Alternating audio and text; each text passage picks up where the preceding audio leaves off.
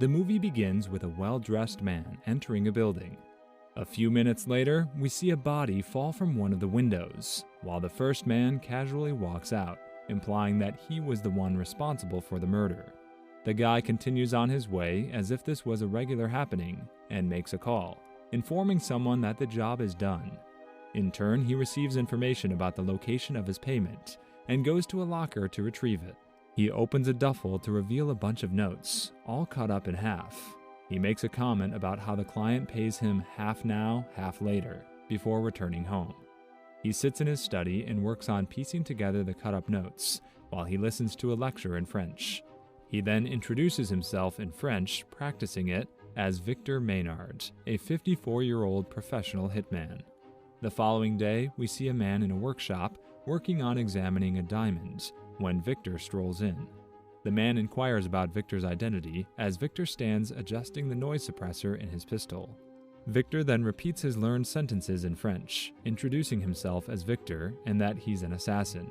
After that, he points the gun at his victim and shoots him in the head without any remorse. As he is about to leave, he hears his name and gets alert, but turns out it is just a parrot. Victor points the gun at the bird, but changes his mind. He decides to bring it along with him. As he stands on the sidewalk, the parrot wolf whistles at a woman from inside his cage, making Victor embarrassed and hurry on his way. Victor visits his mother, who is a formidable character. We find out that, until recently, he used to live with her. For his upcoming birthday, she gifts him a leather-bound book, in which she has gathered all the clippings of Victor's killings, from his first to the most recent, and has helpfully also left space for future endeavors. She also suspects that her son is gay, as he has not gotten with anyone to continue the family legacy, as Victor assures her that he is not. Before leaving, he places the parrot's cage in front of her, with the parrot making remarks, as his mother looks on with a horrified expression on her face. The next scene shows us Victor having dinner alone at his house, while he pretends that he has company and practices his French with his imaginary companion. The next day, we're shown a girl bicycling recklessly along the door, causing a lot of disturbance to the traffic. She crosses the road and cycles onto a square where there's a no cycling sign. She continues unperturbed and then proceeds to throw some firecrackers on the lawn. This distracts the gate guards while she makes her way inside unnoticed. She cycles through the empty art gallery before making her way to the restoration department of the National Gallery. Inside, we see a man working on restoring a painting as the girl gives him a little scare. We find out that she's named Rose, and she works with the guy to scam collectors by selling them fakes. However, Jerry is a little hesitant about their latest plan involving a fake self-portrait of Rembrandt. But Rose works a little womanly magic to leave him shaking and pliable. Jerry then shows her the painting, which she admires, and then asks him to show her the copy. Jerry laughs, saying that what he has shown her is the copy. Saying that, he shows her the original, and Rose is left astonished at how similar the duplicate looks. She touches the copy as Jerry cautions her that the work is still wet, and Rose gives him a smug conspiratory smile. We then see Victor in his home ironing his clothes, while the TV runs a report on the Rembrandt portrait being sold to a Russian collector. In the next scene, we see Rose practicing her negotiation with the client, where once the deal is done, she will raise the price and make a show of putting the painting back in its case, only to switch out the fake from the other side of the case after agreeing to the original price. The scene shifts to show us the actual deal going on. Rose stands in a blonde wig, as the buyer, named Ferguson, has an expert inspect the painting. After the guy approves of the piece's authenticity, Ferguson presents Rose with the previously agreed on amount of £8,000. Rose, according to her plan, raises the price, which infuriates Ferguson, but he instantly agrees. Rose is rattled by this, and in her panic puts the painting back and raises the price again, this time to £1 million. Ferguson is not to be taken lightly, and his men take out their guns. Rose, however, has had the time she needed to switch the painting for a fake, and smiles nervously, covering up her folly. The deal is done, and Rose leaves with the money, throwing her wig in the trash as she goes. Meanwhile, Ferguson is celebrating his latest buy, glad to have procured such a grand piece. But when he touches the painting in admiration, some of the paint smudges onto his fingers and smears onto his nose.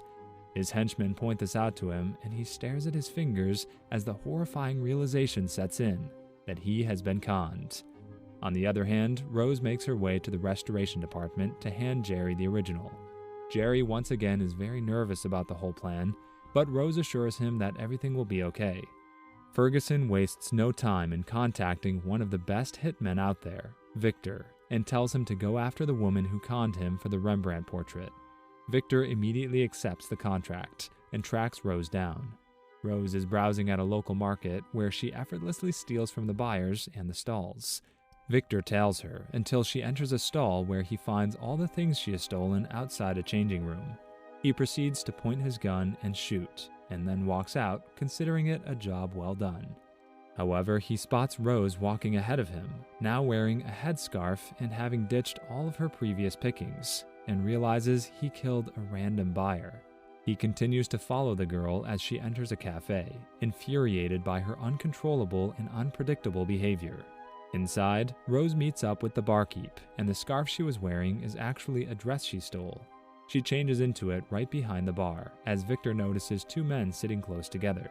When Rose's friend comes up to take his order, Victor gets flustered, as he realizes that it is a gay bar, and promptly leaves. Later in the day, Rose leaves, casually stealing a jumper from a customer, and makes her way down the street. Victor yet again tries to take a shot as it is now dark, but some pedestrians block his view. Rose ends up at a hotel, where the doorman seems to be her friend and unabashedly flirts with her. Rose goes up to her room as Victor sets up his shop outside her window. He prepares his sniper to take a shot at her as Rose changes on the bed. Just as he's about to pull the trigger, the doorman enters the room and the two of them start getting physical with each other. Yet again, Victor is forced to wait and sets up a microphone to keep an eye on the activities. He hears the rigorous sounds of the pair's activities and tries to keep himself busy by playing a game of chess with himself. Eventually, though, he falls asleep and wakes up after the sun is up. He immediately checks on Rose, who's dressed and about to leave. Once again, Victor points his gun at her, but looking at her going about her day, smoothly stealing random things just for the heck of it, makes him curious about the girl, and he's unable to shoot her down. The next scene shows us Victor having tea with his mother, who's disappointed by his missed shot. She's worried about the reputation of their family name. Victor also notices that she has stabbed Roger the parrot with a knitting needle. She advises her son that he apologized to his client and offered to do the contract free of cost. And so Victor starts off after Rose again, this time following her to a parking lot. As he points his gun at her, he sees one of Ferguson's men walk up to her, and he is clearly about to shoot Rose. Victor makes up his mind in a split second and takes a shot at the guy. Rose screams as the man falls down behind her. Victor ensures that the man is dead before kicking away his gun and telling Rose to quickly get in the car. We see a quick shot of a guy hiding under the car as the gun slides in front of him. Inside Rose's car, Victor realizes what he is doing and starts to question himself. But just then, another of Ferguson's men, Mike, reveals himself to have been hiding in the back seat and holds Rose and Victor at gunpoint. He makes them get out and face the wall before a shot sounds and Rose collapses. But it turns out that the guy who was hiding underneath the car has shot Ferguson's henchman and is freaking out, saying that he's never used a gun before, while Rose simply fainted from the shock of the gunshot. Victor calmly takes the gun from the guy, whose name is Tony. The two of them drag Mike's body to the stairwell area, but Tony stops Victor from killing the guy, saying that they have enough time to make a run for it without any more killing. Victor seemingly agrees, but when Tony leaves, whips out the knife again.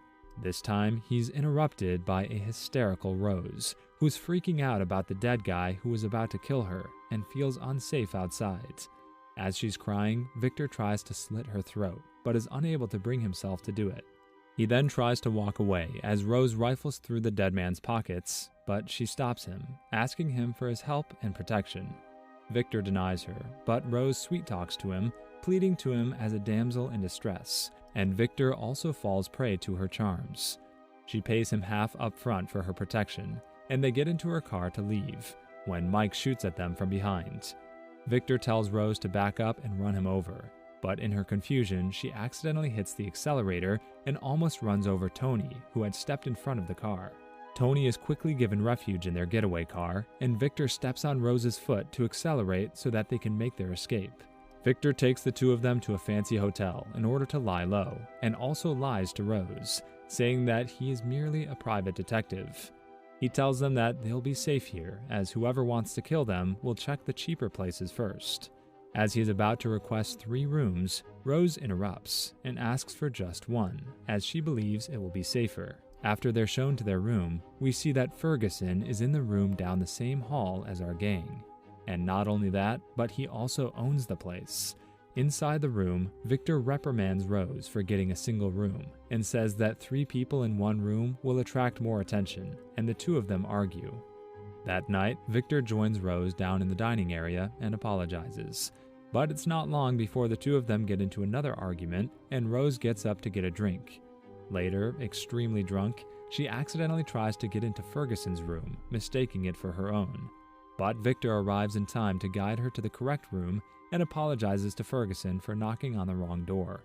In the meanwhile, unimpressed with his bodyguard Mike's failed attempts to kill Rose and Maynard, Ferguson hires another hitman. Dixon is known to be the second best in his proficiency, next to Maynard's, and assures Ferguson that he will get the job done. The next day, when Rose and Victor go down to breakfast, Mike notices his stolen boots put outside their room and sneaks inside. There, Tony is in the bath and is attacked by Mike. He manages to get free and take the gun from the guy. Tony shoots Mike's ear off and makes a run for it. The gang leaves the hotel, and Victor tells them that he will take them to a safe house. After a chase, which ends up with Ferguson's car crashing and some more shenanigans by Rose, they end up in Victor's quaint little country home, which he shares with his cat, Snowy.